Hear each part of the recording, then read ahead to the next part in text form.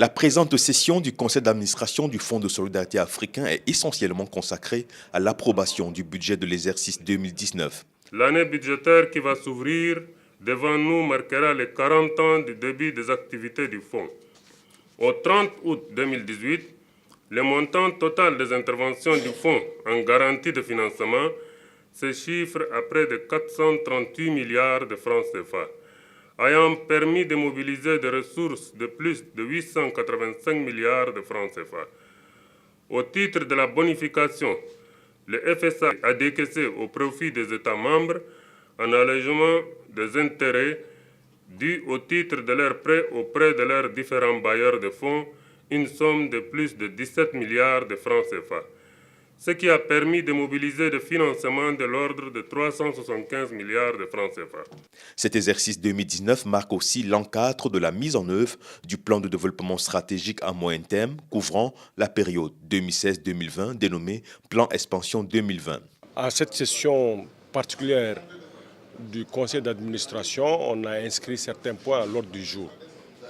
Parmi ces points, celui qui me paraît être le plus important, c'est la mise en œuvre du plan de développement stratégique à moyen terme qu'on appelle Plan Expansion 2020, qui est à mi-chemin de sa mise en œuvre. Nous allons présenter au niveau de la direction générale les résultats auxquels nous sommes parvenus et nous allons prendre les avis, les commentaires, les suggestions, les orientations de nos organes dirigeants de façon à amplifier l'action de la direction générale. En procédant au lancement des travaux de cette 19e session ordinaire du conseil d'administration, le représentant du ministre des Finances du Niger s'est réjoui non seulement des bons résultats enregistrés par le Fonds, mais également de la politique d'ouverture géographique engagée depuis quelques années par le FSA. Jusqu'en 2012, le Fonds de solidarité africain était composé de 13 États membres.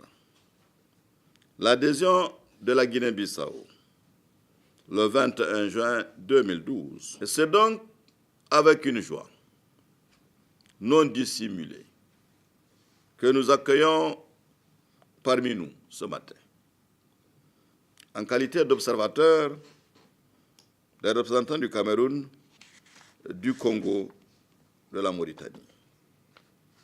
Je leur renouvelle mes souhaits de cordiale et chaleureuse bienvenue.